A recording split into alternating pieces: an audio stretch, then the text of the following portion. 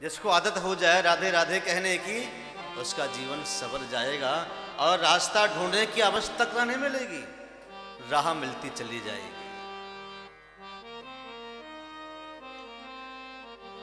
राधे तू बड़ी भागनी कौन तपस्या की, तीन लोक तारण तरन सब तेरे अधीन। राधे की भक्ति करते रहिए। पूज्य सुखदेव कहते हैं, राजन गोकुल में आनंद है।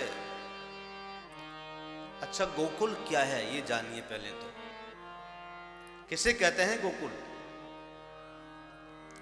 गोकुल का अर्थ होता है गौ माने समूह और कुल माने इंद्रियां। जो इंद्रियों का समूह है उसे ही गोकुल कहते हैं। वो क्या है? ये हमारा शरीर, ये हमारा मन, ये हमारा शरीर ही और ये मन ही तो गोकुल है। इंद्रियों का कुल जिस शरीर में है उसे गोकुल कहते हैं। जब भगवान की प्रगाढ़ भक्ति का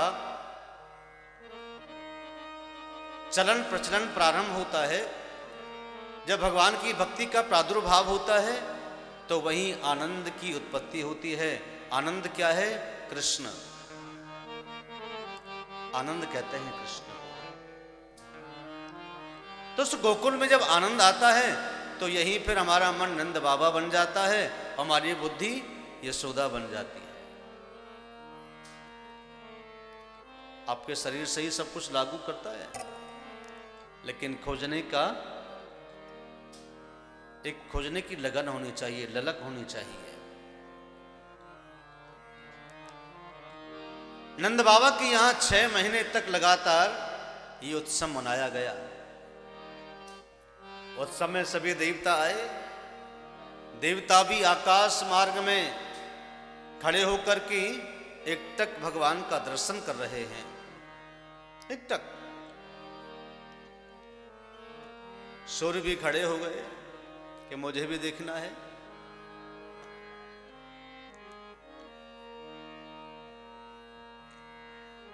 जब राम का जन्म हुआ था ना, दिन की 12 बजे, तो दिन में तो सूर्य भगवान निकलते हैं। तो सूर्य भगवान का उस महोत्सव को देख रहे थे, राम जी की जन्म महोत्सव को। चंद्रमा जी को पता लगा तो चंद्रमा जी आए। चंद्रमा जी ने सूर्य से कहा, भाई तुम अब आगे बढ़ो, मुझे दर्शन करने दो। तो सूर्य ने कहा कि नहीं, मैं आगे नहीं बढ़ूंगा, क्योंकि ये तो मेरा विषय है, ये मेरा दिवस है, ये मेरा समय है, ये आपका नहीं है। आपका समय तो रात्रि का है, मेरा दिन का समय है। इसलिए मेरे समय में अगर भगवान श्री राम आए हैं, उनका मैं दर्शन कर रहा हूं, मुझे अति आनंद हो रहा है, इसलिए मैं जाऊंगा नहीं। तो राम जी को पता लगा कि चंद्रमा जी में और सूर्य जी में आपस में झगड़ा हो रहा है, तो कैसे निपटारा किया जाए। तो राम जी ने कहा चंद्रमा से कि चंद्रदेव आप चिंता मत करो, अभी मैं दिन के 12 बजे आया हूं, तो ये सूर्य को दर्शन करने दो, और जब मैं रात के 12 बजे आऊंगा कृष्ण अवतार लेकर के, तब तुम्हारा समय होगा, तब तुम दर्शन करना।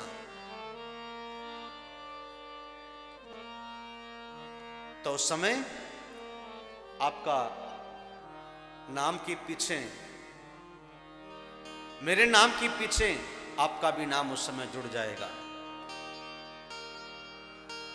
मेरा नाम कृष्ण होगा और आपका नाम साथ जुड़ने से तो कृष्ण चंद्र हो जाएगा। कृष्ण चंद्र के नाम से मुझे फिर जानेंगे, तेरा भी नाम मेरे साथ साथ जुड़ेगा।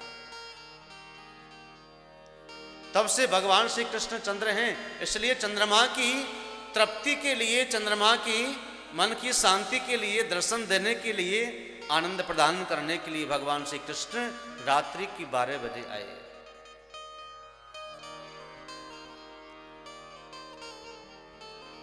प्रेम से कहो श्री राधे। भगवान की महोत्सव में जो अपने मन को जोड़ता है ना, तो भगवान उन मन के जुड़ने वाले भक्तों को कुछ ना कुछ जरूर देते हैं। आज ब्रज में जितने भी ब्रजवासी ग्वाल वाला हैं, ये 84 कोष की जब ब्रजमंडल है ना, इस 84 कोष की ब्रजमंडल में जितने भी गांव हैं, जितने भी नगर हैं, सबका बड़ा महत्व है। भक्तों के आग्रह पर हम लोग भी 84 कोष की यात्रा प्रारंभ करने जा रहे हैं फरवरी की लास्ट वीक में, क्योंकि 84 कोष की ब्रज यात्रा का बड़ा भारी महत्व है। भगवान ने 84 कोष के इन नगरों में, ब्रजमंडल में सब जगह लीला करी है। ब्रज में ही एक गांव है, एक नगर है, जिसका नाम है भांडीर वन। उस भांडीर वन में ब्रह्मा जी ने राधा जी के साथ में भगवान कृष्ण के फेरे करवाए हैं, कहीं और लेकिन मिलता नहीं है। इसके पीछे की भी कहानी है, फिर समय होगा तब बताएंगे कभी। राधा और कृष्ण का विवाह भांडीर वन में ब्रह्मा जी ने क्यों करवाया, इसके पीछे की कथा है। तो कि जिनका भी मन बने वो आप लोग नाम लिखवा सकते हैं। तारीख आपको पता चल जाएगा। अपना नाम और अपना फ़ोन नंबर, कॉन्टैक्ट नंबर आप इनको लिखवाए माता जी को, जिनको चलना है। अपने जीवन में कम से कम ये तो यात्रा कर लो। जो 84 कोष की यात्रा करते हैं ना, वो फिर 84 कोष की 84 जन्मों के बंधन से छूट जाते हैं, मुक्त हो जाते हैं सदैव के लिए। पुणे जाना पुणे आना, मरना, यही तो है और क्या है। अगर आप लोग इस 84 के चक्कर से घूम छोड़ना चाहते हैं तो ब्रज की 84 कोष की यात्रा अवश्य करिए। और किसी तीर्थ की आवश्यकता ही नहीं है, चारों तीर्थ वही हैं, सब कुछ वही हैं। भगवान ने अपने नंद बाबा और यशोदा को सारे तीर्थ कराने के लिए ब्रजमंडल में ही बसा दिया और कह दिया कि जो ब्रजमंडल में 84 कोष की यात्रा करेगा वो समस्त तीर्थों का फल प्राप्त करेगा। तो मैं जान की कहीं आवश्यकता नहीं है, केवल वही कर लो। तो जिनका भी मन बने वो आप उनको नाम लिखवा सकते हैं, अपना फ़ोन नंबर लिखवा सकते हैं।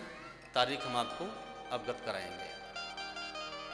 प्रेम से कहो श्री राधे। 6 महीने तक लगातार उत्सव मना। कोई भी ऐसा नहीं था कि जो निराश हो। नंद बाबा की पौरी से कोई भी निराश होकर के नहीं गया। जो भी गया प्रसन्न होकर के गया, जो भी गया नंद बाबा को आशीर्वाद देकर के गया। आशीर्वाद एकत्रित करना बहुत मुश्किल है। आशीर्वाद तो तब मिलता है ना जब व्यक्ति झुकता है। आज के युग में तो कोई व्यक्ति झुकना ही नहीं चाहता। सब कहते कि नहीं, मैं बड़ा, मैं बड़ा, मैं बड़ा, मैं झुकूंगा, मैं उसके लिए मैं झुकूंगा। जो झुकता है वही आशीर्वाद प्राप्त कर सकता है। आपने देखा होगा ना, 2 प्रकार के वृक्ष होते हैं। एक वृक्ष में फल आते हैं, एक में नहीं आते। जिसमें वृक्ष में फल नहीं आते वो एकदम सीधा स्ट्रेट खड़ा रहता है, एकदम स्ट्रेट। और जिसमें फल आते हैं वो झुक जाता है। फलदार व्यक्ति झुकता है, ज्ञानी झुक जाता है, समझदार झुक जाता है। मूर्ख कहाँ झुकेगा? मूर्ख कभी नहीं झुक सकता। इसलिए झुकना सीख लो, आशीर्वाद मिल जाएगा। माफ करना सीख लो, आशीर्वाद मिलता चला जाएगा।